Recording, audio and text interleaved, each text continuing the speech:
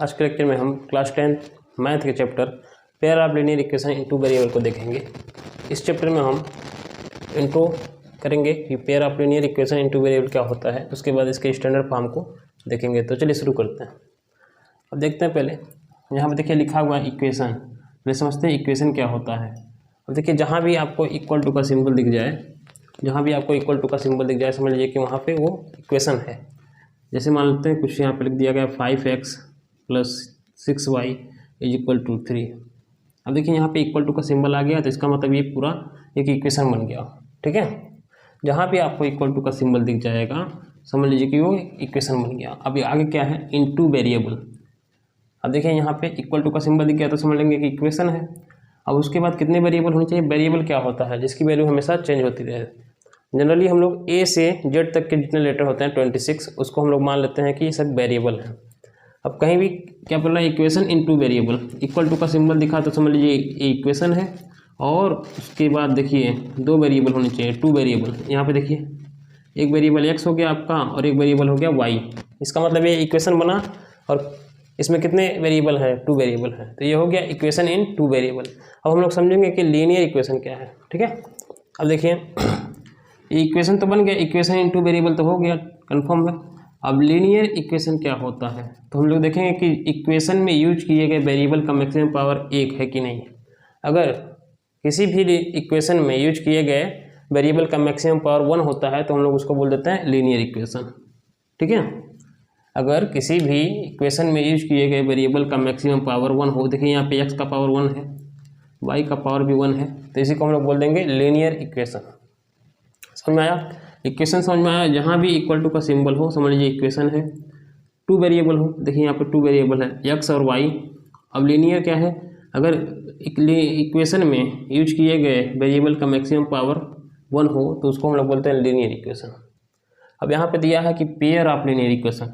अब देखते हैं कि पेयर ऑफ लीनियर इक्वेशन क्या है। देखिए जैसे हम लोगों ने यहाँ पे एक लीनियर इक्वेशन लिखा, मान लेते हैं हम लिखते हैं 2x 5y = 3 और एक लिख दिया यहाँ पे 5a + 6b = 5। अब बताइए क्या ये linear pair of linear equation है। ये तो देखने में पता चल गया कि इक्वल टू यहाँ पे तो इक्वेशन बन गया और x और y टू वेरिएबल है, इसका मतलब इक्वेशन इन टू वेरिएबल हो गया। अब ये देखते हैं x का पावर देखिए यहाँ पे 1 है, y का ही पावर यहाँ पे 1 है, इसका मतलब इसमें यूज किए गए वेरिएबल का मैक्सिमम पावर 1 है, तो ये linear equation in two variable बन गया। लेकिन देखते हैं क्या ये पेयर बना रहे हैं। अब देखिए यहाँ पे जो वेरिएबल यूज हुआ है x और y, लेकिन दूसरे वाले लीनियर इक्वेशन में वेरिएबल यूज हो गया a और b, तो ये पेयर नहीं कहे जाएंगे।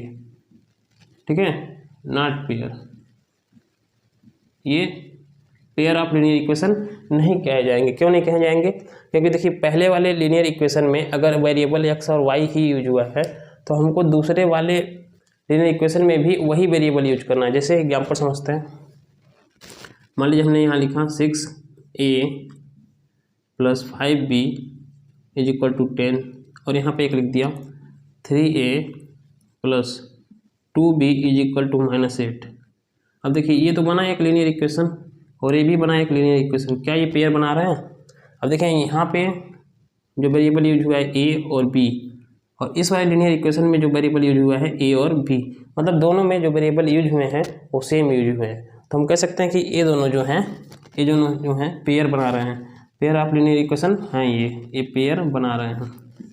ठीक है, अब जैसे एक और एग्जाम्पल समझ लेते हैं। मान लीजिए हम लिख दिए कहीं 2y + 5z = 0। अब यहाँ लिखे 2x 9y = 0। देखिए हम यहाँ पे ये इक्वल टू लगा तो ये इक्वेशन बन गया। इसमें देख रहे हैं टू वेरिएबल हैं तो इक्वेशन इन टू वेरिएबल हो गया। अब मैक्सिमम पावर भी वेरिएबल का 1 है तो linear equation in two variable तो बन गया। लेकिन यहाँ पे जो वेरिएबल यूज हुआ है y और z, और इस वाले लीनियर इक्वेशन में जो वेरिएबल यूज हुआ है x और y, तो ये पेयर नहीं बने। तो पेयर ऑफ लीनियर इक्वेशन इसको नहीं कह पाएंगे। अगर यहाँ पे देखिए यहाँ पे x होता और यहाँ पे y हो जाता और यहाँ पे भी z होता, तो इसमें भी y z यूज किया गया है वेरिएबल और इसमें भी y z, तो इसका मतलब ये पेयर बना दिए। तो इसको हम लोग बोलेंगे pair of linear equation in two variable. ठीक है, अब देख लेते हैं स्टैंडर्ड फॉर्म क्या होता है pair of linear equation linear equation का स्टैंडर्ड फॉर्म क्या होता है, हम लोग सीखेंगे कि स्टैंडर्ड फॉर्म क्या होता है। स्टैंडर्ड फॉर्म, देखिए इसका स्टैंडर्ड फॉर्म होता है ax plus B Y plus C is equal to 0। ये इसका linear equation in two variable का स्टैंडर्ड फॉर्म होता है। अब यहाँ पे जो a है, b है और c है, ये रियल नंबर होते हैं। क्या होते हैं? Real number.